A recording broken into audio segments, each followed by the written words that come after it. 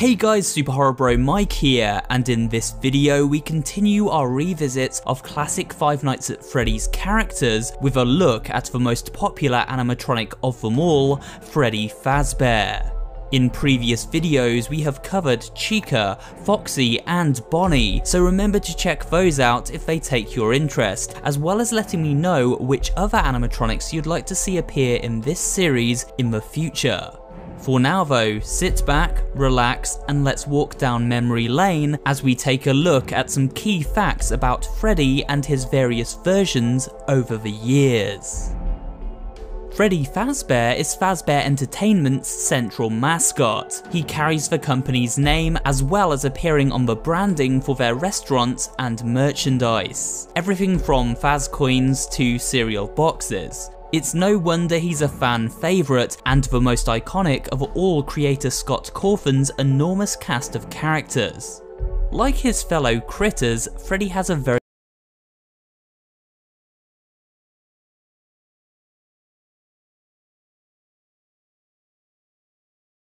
distinct look. He is, as the name would suggest, modelled after a bear, and so carries many bear-like features, with big pawed hands and feet, a circular muzzle, and of course those button ears. His body is a light shade of brown and he wears a small black top hat and big bow tie. On the right side of his face, if we pay close attention, we notice a human handprint, most likely belonging to a child. When Freddy isn't stalking night guards through the darkness of the diner, he looks by far the friendliest of the original 4 animatronics. This look extends to his original character traits, which were laid back, happy-go-lucky, and fun-loving. We can really get a sense of Freddy Fazbear's personality when listening to him sing within the Showtime band here in this excerpt from the unreleased song originally set to appear within Fnaf Help Wanted. Well, let's meet the band. My name is Freddy, I'm the singer in the band. Got a hat and a big bow tie. Oh, I'm a big brown bear, but don't be scared, I'm a real fun-loving guy. Despite singing in the band here, Freddy doesn't actually speak in most of the FNAF games. However, that did change with the launch of mobile AR title Special Delivery, where he was finally given a voice. Take a listen to some of his lines. I've planned something special just for you. When you wake up, just remember, friends are forever. Now would be a good time to hold your breath. It's hard to find concrete information on who exactly voices Freddy here. However, we do know that voice actor Kellen Goff did voice work for the character in Help Wanted, in addition to voicing Fredbear in Ultimate Custom Night, Molten Freddy in FNAF 6, and Funtime Freddy, who we'll touch on later in this video. Therefore, he seems the most likely candidate. Like the other animatronics, Freddy enters free roam mode during the night between the hours of 12 and 6 AM. However, unlike Bonnie, Chica and Foxy, Freddy does not seem to like standing in plain sight. He almost seems more intelligent, stalking us from the shadows. This makes spotting him much harder during gameplay, as we must search for the dim glow of his eyes peeking out from the darkness. A fun fact here is that Scott did not originally plan for Freddy to have this type of movement. In FNAF 3, after completing Nightmare Mode, we unlock a newspaper containing interesting game dev comments. One of these paragraphs states, "In the original game, Freddy was never originally meant to move around the diner and was only meant to get you if your time ran out. That was changed before release." While Freddy roams the pizzeria, he intermittently plays out a chilling piece of music.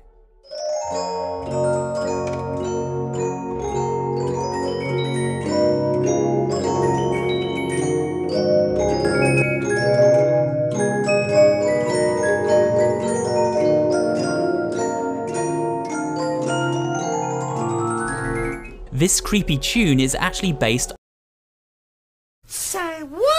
on a famous piece of classical music from the opera Carmen, a composition which translates to English as the Toreador song, written by George Bizet. Perhaps Scott is a fan of the opera, or at least this particular one, and so wanted to insert a little bit of culture into the Five Nights franchise. Interestingly, there have only ever been 3 animatronics who use music to precede a jump scare. Freddy is obviously one of them, the other 2 being Ballora and the puppet.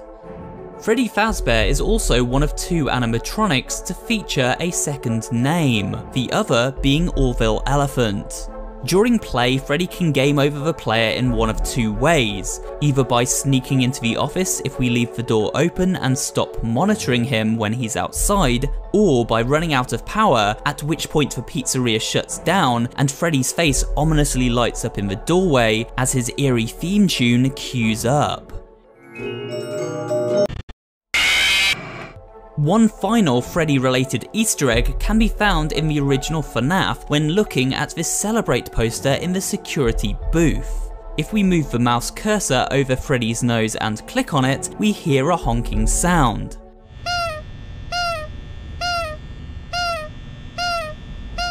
A fun addition for sure.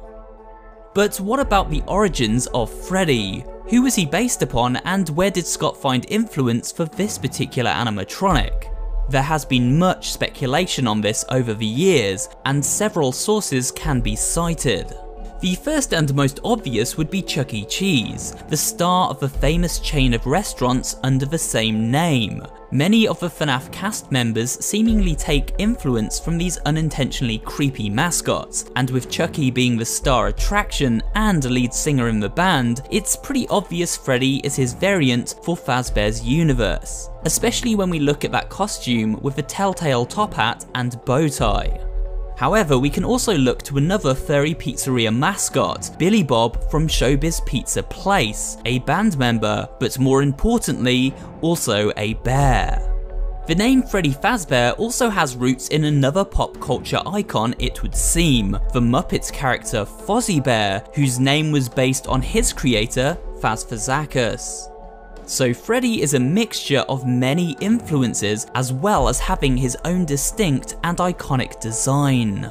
With Freddy now accounted for, let's move on to a quick recap of his other forms over the years and the history behind some of those designs.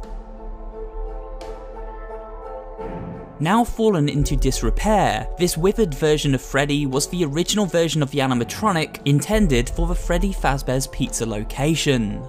Unfortunately, he proved a bit too creepy for a family audience, but was later refurbished and so showed up in a repaired state for the original game. Toy Freddy was the revised version of the original withered form, designed to be less scary for the children visiting the pizzeria. As his name alludes, he is far more toy-like, with a glossy plastic sheen to his body and more rounded features, although those soulless black eyes are pretty horrifying. Toy Freddy is no pushover. He strides towards the office, where our hapless security guard can only equip a Freddy mask in the hope this deceptively friendly looking animatronic will move on without trying to make an endo sandwich. Toy Freddy also speaks in both FNAF AR and Ultimate Custom Night. His vocals are pantomime-like and recall the sound of mascots from kids' TV shows such as Barney the Dinosaur. That game was totally rigged! I've got a special present just for you! We first encountered this shiny white and purple version of Freddy while exploring Circus Baby's entertainment and rental site in FNAF's sister location. He has a large mouth full of chunky flat teeth and carries a mini puppet version of Bonnie known as Bon Bon on his right hand. The two work as a team, with Bon Bon distracting the player and allowing for Funtime to launch a surprise attack. Now, unlike Freddy Fazbear, Funtime Freddy has a psychotic side and sounds positively unhinged at times. Well, hello again. I see you over there in the dark. Come on out. He was in part inspired by Pennywise the Clown from Stephen King's It, which quite frankly explains a lot. Creepiest of all, if we take a close look at the blueprint for Funtime Freddy, we see there is in fact a human body sitting inside its stomach. This most likely belongs to a girl called Millie, who climbed inside Funtime's stomach plate in the book Fazbear's Frights Volume 1, Into the Pit. The book alludes she did not make it out alive. Helpy is a super cute miniature version of Funtime Freddy. He first appeared in FNAF 6 Pizzeria Simulator, where he featured in various minigames and throughout the in-game catalogue. He also helped the player with paperwork if any lawsuits needed to be taken care of while running the pizzeria, so he's one smart cookie. Since FNAF 6, he played a small role in VR game Help Wanted, as well as being selectable in Ultimate Custom Night, where he jump scares the player using an air horn.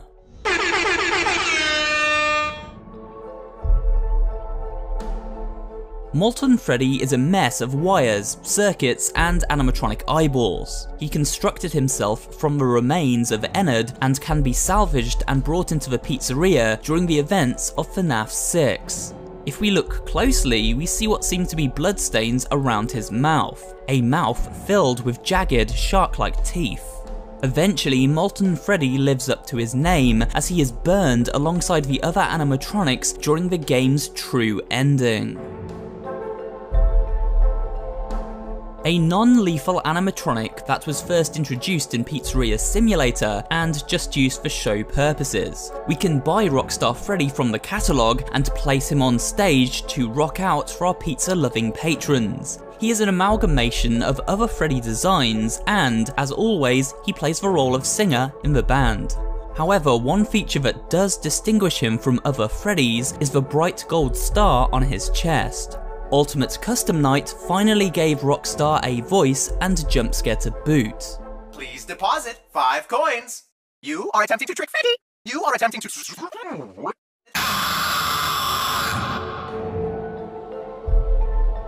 Lefty was another new addition to the series, appearing first in FNAF Pizzeria Simulator, where he terrorized the player during their night shift in the ventilation system. That is, if we chose to salvage him. He is attracted by sound, and so keeping quiet is paramount. He looks a little like Rockstar Freddy, but has a missing eye and a grey body. If we look to the blueprint for Lefty, we can learn that he was in fact designed to trap the puppet, a creepy entity first introduced in FNAF 2.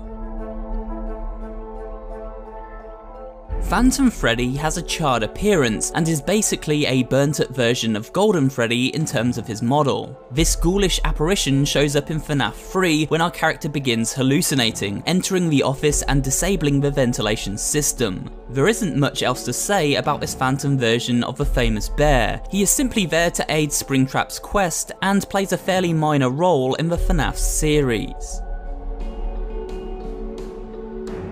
In case you didn't work it out from the name alone, this picture makes it very clear. Yendo is an endoskeleton bear.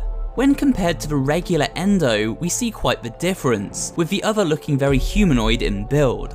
Yendo has a very small role in the FNAF series, appearing as an Easter egg of sorts in place of Funtime Foxy during the Funtime Auditorium within Sister Location. It is very rare to encounter him here, and even more horrifying as a result.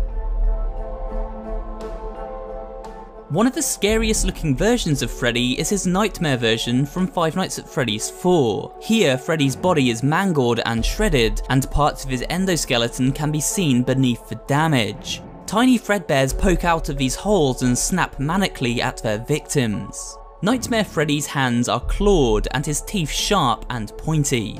His eyes glow orange and pierce our soul. The sound his mini Freddys make was in fact taken from an abattoir and is the sound of pigs squealing out before slaughter, but remixed at a much higher pitch. Take a listen and see if you can spot it.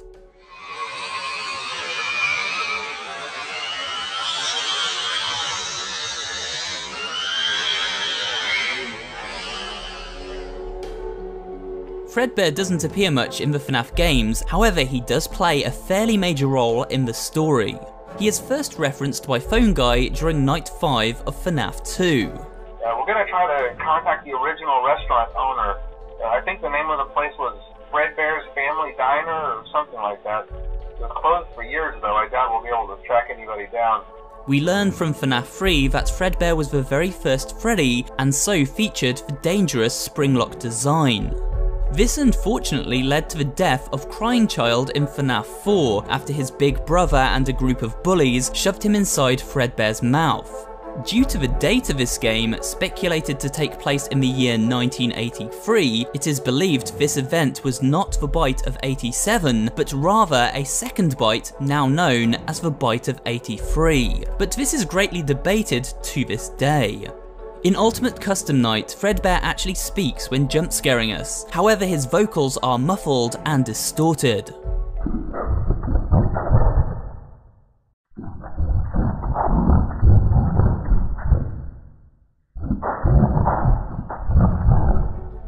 A nightmare version of Fredbear appears during Fnaf 4 too. He looks very similar to Nightmare Freddy, save for the fact his body is a dirty gold colour and his features far more exaggerated. I assure you, I am very real.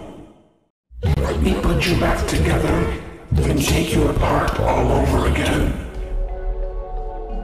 Dreadbear is a play on the term Fredbear and is a Hammer horror take on the design of that character. He basically looks like Frankenstein's monster, with stitches all over his body, sharp claw-like fingers, bolts through his neck, and bright glowing eye sockets. A creepy sight to be sure. He was first introduced to the series when he appeared in FNAF Help Wanted DLC, The Curse of Dreadbear, and his minigame is quite literally set inside a mad scientist's laboratory where we must perform a deranged brain transplant. Golden Freddy is a ghostly form of the bear who is completely unknown